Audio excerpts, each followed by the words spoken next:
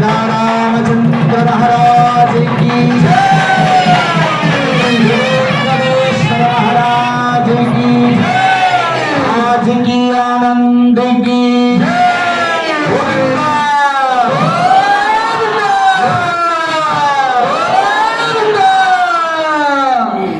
గోవింద అనని వాళ్ళకి ఏం జరుగుతుంది తెలుసా? అన్న వాళ్ళ పాపాలన్నీ అనని వాళ్ళ పైన నిలబడతాయి. కాబట్టి ఏం చేయాలి? అందరూ కలగాలి. అందరూ కలిపితే ఏమైంది? పాపాలన్నీ బయటికి వెళ్ళిపోతాయి. అది మళ్ళొకసారి స్వర్ణగిరి వాస గోవింద లక్ష్మీ వెంకటరమణ గోవింద. జై శ్రీమన్నారాయణ. కళ్యాణ మహోత్సవంలో భాగంగా స్వామివారి యొక్క గోత్రనామాలని, అలానే ఉభయ నాంచారుల యొక్క గోత్రనామాలని, అంటే పద్మావతిని గోదాదేవి యొక్క గోత్రనామాలని మనం ఇప్పుడు తెలుసుకోబోతున్నాం. ముందుగా కుమార్తెలు ఇరువురిని, పద్మావతిని గోదాదేవిని మీ యొక్క కుమార్తెలుగా భావించి జగద్రక్షకుడైనటువంటి స్వర్ణగిరి వెంకటేశ్వర స్వామిని మీ అల్లుడుగా భావనాపూర్వకంగా చేయాలి. చేసిన తర్వాత స్వామివారి యొక్క తరపున మేము చెప్తూ ఉన్నామన్నమాట. మా యొక్క సంతానార్థి, మా తండ్రి అయినటువంటి వెంకటేశ్వర స్వామి యొక్క గోత్రాన్ని మేము చెబుతూ ఉన్నాం. చక్కగా అందరూ కూడా ఆయన యొక్క గుణగణాలని కూడా మేము చెప్తూ ఉన్నాం. శ్రద్ధగా ఆలకించి వింటూ ఉండండి. మనస్సు ఎందు నమో వెంకటేశాయ అనుకోండి.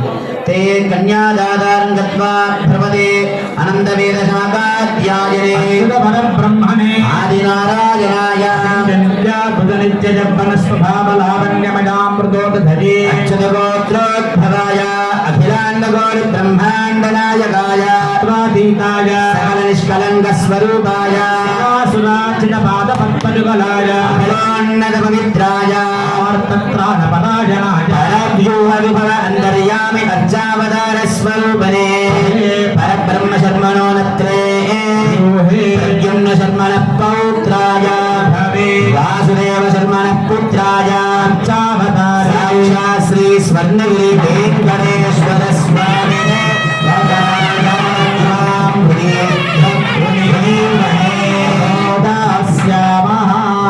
స్వామివారి యొక్క గోత్రము పాంచరాత్ర ఆగమ శాస్త్రాన్ని అనుసరించి అచ్యుత గోత్రంగా చెప్పబడుతోందన్నమాట. ఈయన సత్వగుణము అనేటువంటి గుణాన్ని కలిగి ఉన్నారు. సకల సురార్చిత పాద పద్మయుగలాయ అనగా సురుడు అసురుడు కూడా వీరిని అర్చింపజేస్తాడు. బ్రహ్మాదయ సురవర సమహర్షయిస్తే సంత సనందన ముఖాస్పద యోగి వర్యాః ధామాంతకే త్వయి మంగళ వస్తుహస్తాః శ్రీ వెంకటాచలపతే తమ సుప్రభాతం అన్నట్లుగా ఈ యొక్క దర్శనార్థమై దేవతలు, రుద్రుడు, అసురుడు, సనక సనందాది ఋషులు, అలానే అక్కడ ఉండేటువంటి భక్తగణము అందరూ కూడా నీ దర్శనార్థమై వేయించేస్తున్నాయా. నీవు ఇంతమంది చేత అర్చింపబడుతున్నావు, మంచి సౌందర్యం గలవాడు నీవు అని చెప్పేసి ఆయన గోత్రాన్ని అచ్యుత గోత్రంగా మనం తెలుసుకున్నాం. అలానే పద్మావతి అమ్మవారి యొక్క గోత్రాన్ని, గోదాదేవి అమ్మవారి యొక్క గోత్రాన్ని కూడా మనం తెలుసుకోబోతున్నాం. చతుర్వేద శాఖాధ్యాయనే సౌభాగ్య విశ్వంభర నిరాగార త్రయాభిషేయ ప్రవరాన్విత సౌభాగ్య గోత్రోద్భవే అంబర శర్మణోనత్రీ నాగర శర్మణ పౌత్రీ శ్రీరాన్నవర శర్మణ పుత్రీ సాక్షాత్ శ్రీదేవి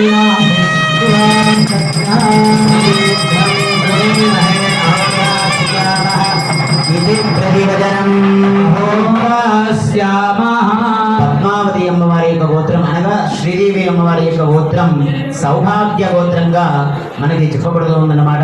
లక్ష్మీ క్షీర సముద్రరాజనయాం శ్రీరంగ ధామేశ్వరి లోక కళ్యాణార్థమై క్షీర సముద్రాన్ని అంటే పాల కడలని చెరిగినప్పుడు ఆ క్షీరంలోంచి అమ్మవారు ఉద్భవిస్తారనమాట. చిట్ట చివరన అమ్మవారు వస్తారు. ఆ అమ్మవారిని శ్రీమన్నారాయణుడు వివాహం చేసుకుంటూ ఉంటారనమాట. ఆమె శ్రీదేవిగా, పద్మావతిగా, అలవేర్మంగగా మనకి చెప్పబడుతోంది. అనంతరం గోదాదేవి యొక్క గోత్రాన్ని మనం తెలుసుకుందాం. చతుర్వేద శాఖాధ్యాయనే లావణ్యగోత్రోద్భవే విశ్వంబర శర్మణోనత్రే శర్మణ పౌత్రే కాశ్యప శర్మణ సంకల్పపుత్రే స్వరూపాం ధనధాన్య ప్రదాం భూదేవీనాం ఇమాం కన్యా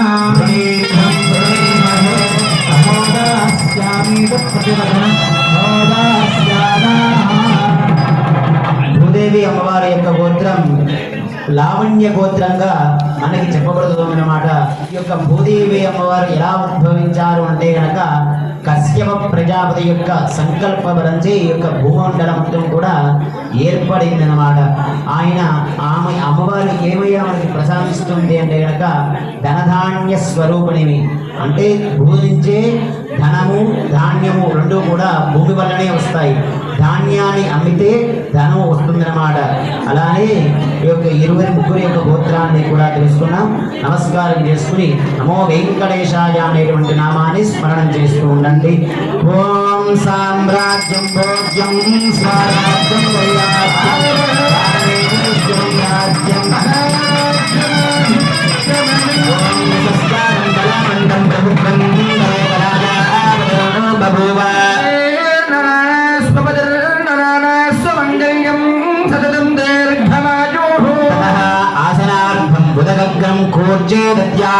సంకీర్తనే కృతేతు నారసింహశ్చ త్రేతాయాం రఘునందనః ద్వాపరే శ్రీకృష్ణశ్చ కలో వెంకటనాయకః అనేటువంటి శాస్త్రవచనం.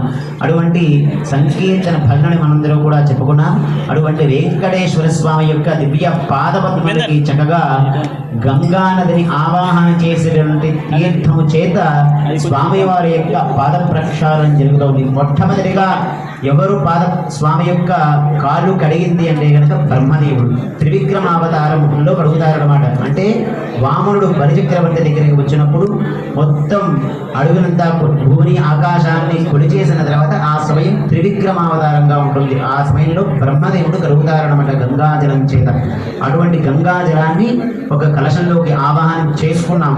ఆ జలం చేత అర్చక స్వామి మీకు పాద ప్రక్షాళన చేస్తారు. మీ చేత చక్కగా బ్రహ్మ కడిగిన పాదం అనేటువంటి కీర్తనతోటి వింటూ చక్కగా మనస్సు నిందమో వెంకటేశాయ అనేటువంటి నామాన్ని స్మరణం చేస్తూ సకల దుఃఖములు కూడా చక్కగా దుఃఖాలన్నీ హరించవేసి సుఖములు ప్రాప్తించేట్టుగా ఆ స్వామి వారి యొక్క దివ్యమైనటువంటి పాదాలని కడుగుతూ ఉండండి. నమో వెంకటేశాయ.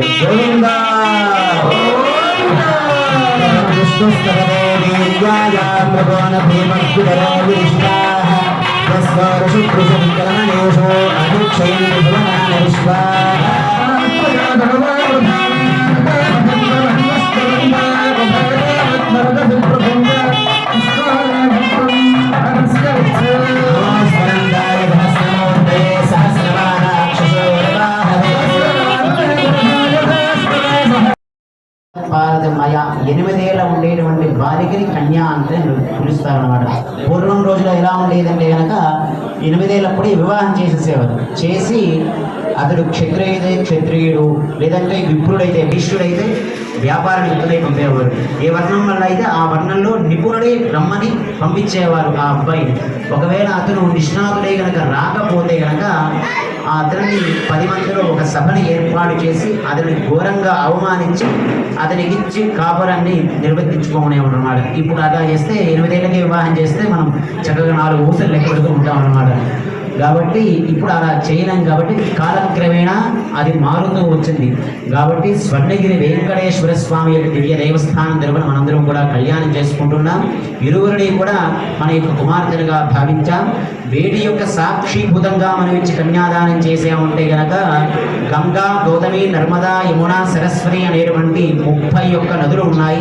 ఆ 31 నదికి మరొక 31 నదులు ఉపనదులుగా ఉన్నాయి. మొత్తం 61 నదులు చక్కగా ఉపనదులు నదులుగా ఉన్నాయి. వాటి యొక్క సాక్షిభూతము. అలానే అష్టదిక్పాలకులు, నవగ్రహాలు, శ్రీరంగము, కాశీ, వెంకటాచలము, గయా, ప్రయాగ అనేటువంటి క్షేత్రముల యొక్క సాక్షిభూతంగా ఈ యొక్క భూమండలాన్ని మొత్తము కూడా కళ్యాణ వేదికగా భావించి ఆ వేదిక పైన నవరత్నగతిత సింహాసనాన్ని ఏర్పాటు చేసి దాని యందు అఖిలాండకోడి బ్రహ్మాండ నాయకుడు సర్వభువనేక చక్రవర్తి అనేటువంటి వెంకటేశ్వరుణ్ణి ఆసీనంపజేసి ఇరువురిని కన్యలు ఇచ్చి మనం కన్యాదానం చేశాం. ఫలితం ఏమిటి? ఇంత చేశాం. ఫలితం ఏమిటి అంటే కనుక ఈ జన్మలో పుట్టిన దగ్గర నుంచి, అంటే నాకు ఎప్పుడైతే ఊహ వస్తుందో ఆ ధర్మం ఏదైతే ఆచరించాలి అని తెలుస్తుందో అప్పటి నుంచి ఇప్పటి వరకు కూడా క్షమించాలనేటువంటి పాపములన్నీ కూడా చేశాము. అంటే తెలిసి కూడా నేను ధర్మాన్ని అనుసరించలేదు, పాపం అని తెలిసి కూడా పాపం చేశాను. అది నా యొక్క బుద్ధి అంటే అది చంచలమైనటువంటి సహజం. అది ఎవరైనా సరే, మేమైనా సరే, ఎవరైనా సరే చేస్తూ ఉంటారు. అటువంటి పాప రాశిని మొత్తము కూడా దగ్ధం చేయడానికి ఎలా దగ్ధం చేయాలి అంటే కనుక అప్పుడే అగ్నిలో ఒక దూది పడితే ఎలా అయితే వెంటనే ఒక దూది మొత్తం వెంటనే దగ్ధమైపోతుందో, ఆ ఎలా అయితే దగ్ధమవుతుందో ఆ దూది వలె మా పాప రాశి మొత్తం దగ్ధమైపోవాలి. దగ్ధమైపోయిన తర్వాత దశ పూర్వేషాం దశాపరేషాం పద్వంశానాం మాతృవంశానాం అంటే తండ్రి తరపున తల్లి తరపున పూర్వము వెనుకాల ముందు 10 తరాలు వెనకాల 10 తరాలు కూడా చక్కగా మోక్ష మార్గాన్ని పొందాలి. భూమిలో ఉండేటువంటి భూమి మీద ఉండేంత కాలము కూడా సంపూర్ణమైనటువంటి అష్టైశ్వర్యములు ప్రాప్తించాలని చెప్పేసి వెంకటేశ్వరుని ప్రార్థించామన్నమాట. అలా ప్రార్థించి ఇరువురి కన్యలని కూడా స్వామివారికి ఇచ్చి కన్యాదానం చేసి ఉన్నాం. కన్యాదానం అందరూ కూడా